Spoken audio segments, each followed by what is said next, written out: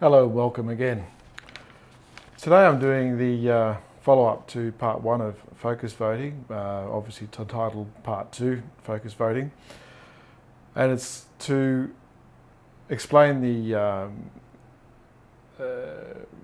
technical issues behind focus voting to make it enforceable.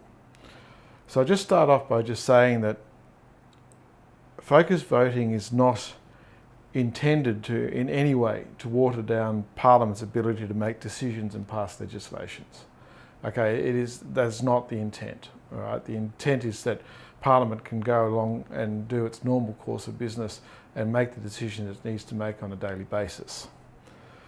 But more so, focus voting is a tool to help resolve the difficult issues that every Parliament should deal with but don't. And these are issues of national importance that are fundamental to who we are as a nation. And that is the purpose of focus voting. Now, any Parliament or any government that abuses this process, either by referring inappropriate issues to the people or denying the people the ability to make determination on the issues that are important to them, will soon find themselves out of government. So in order to make focus voting a reality, it must have teeth. It must be enforceable upon Parliament. So this needs to be accomplished without altering the intentional process already in place as provided by the Constitution. Okay, so again, it's not about watering down or changing Parliament's ability to pass legislation, but we still must have a mechanism that the decision of the people is in actual fact enforceable upon parliamentarians. Because without teeth, focus voting just becomes another unenforceable opinion poll.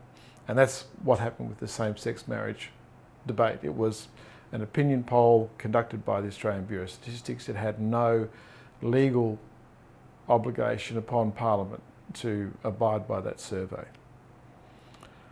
Now, the important distinction with the process of focus voting is that it treats you, the 16 million Australians out there, as adults. It's basically saying you are responsible adults and you are capable of making a decision. And I'm sure all Australian voters would welcome the opportunity to directly determine the future of their country. Again, it's about the moderate majority, the 11 million odd Australians who make up the moderate majority. So in order to make focus voting binding on Parliament, we need to incorporate the process of direct decision making by the people into the Australian Constitution. Now, Parliament's ability to pass legislation comes in Part 5 of the Constitution, and I did consider incorporating into Part 5, but it would have just become quite complicated and quite frankly unnecessary. So rather than incorporate it in Part 5 of the Constitution, I believe that it can be simply added to the Constitution as a subclause to Section 23 and 40 of the Australian Constitution. Now, to do this would require it to be put before the people as a referendum. And so what I'll do is I'll read out 2 clauses which I have drafted, and I'm not a constitutional lawyer, but these are just my ideas, and I'm not suggesting that these are the clauses that get incorporated in the Constitution, but it gives you an idea of the direction in which I believe we should go to ensure that we maintain the integrity of the Constitution by still allowing Parliament to make the decisions it needs to make, but also altering the Constitution so that if Parliament seems fit, we the people can directly make the decision on individual issues that are of national importance. So what I'll do is I'll read out the 2 clauses and I will post them underneath so you can have a look at them as well. Okay. So the first clause, Section 40, and Section 40 is the ability for the members of the House of Representatives to vote on questions arising in the House. And I propose that we insert a clause, section 40A, and it reads as follows.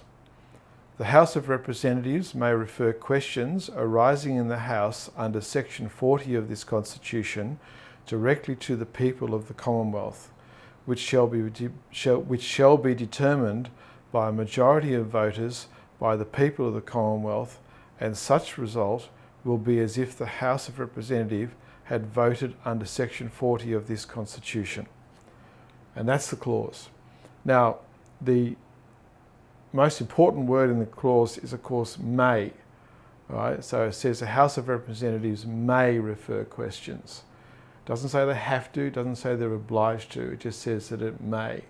And then that gives them the ability to refer issues of national importance to the people using the process of focus voting.